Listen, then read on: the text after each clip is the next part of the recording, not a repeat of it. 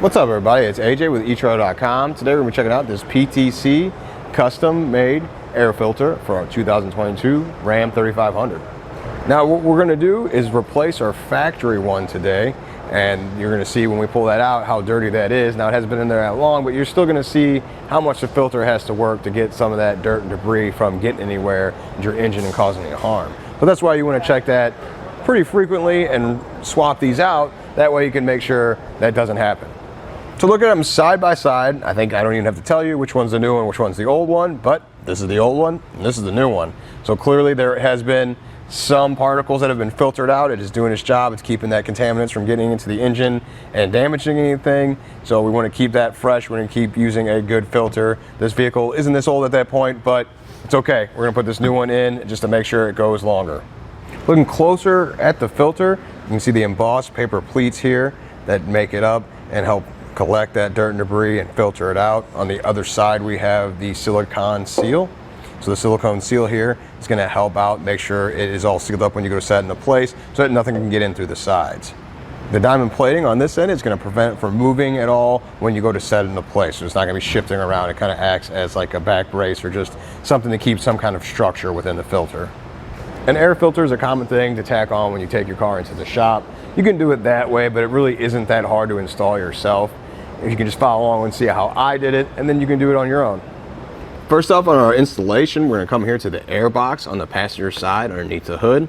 We're going to undo these bolts here all along the outside, because this is what we're going to have to lift up and get the air filter out of. So come here with the impact, the 10 millimeter, and then just undo all these bolts.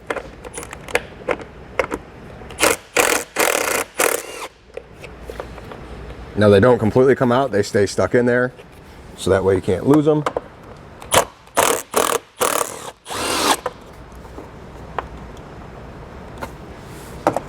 We'll get them on all four corners, and I think there's two more towards the front as well. Had to get an extension for this side over here because I want to go around these components. Didn't want to try and force the impact down there and break anything, so with that one loose, we'll get all four corners, and then let's see. Oh, I missed one up here. So it looks like it's the four corners. There's one up front. I'm guessing there's going to be one back here too to get. Once you undo all those bolts, this part is a little tricky. You kind of have to push it out towards the driver's side because there's a bar here that's going to keep it from just lifting up and off. So we were able to push it out and up. You don't get a whole lot of clearance because I don't want to disconnect anything else back there, but we can still get in here and pull out the air filter.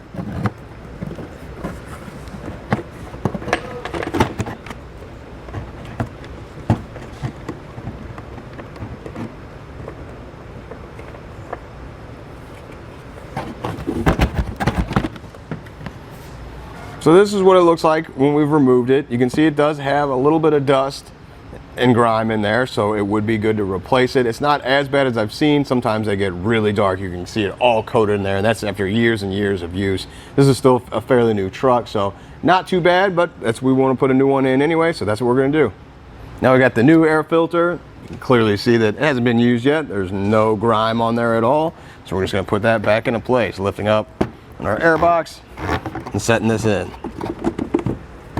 Make sure you put the side with the grating up top. Now with the new one put in place, we're just going to go ahead and run those bolts back down.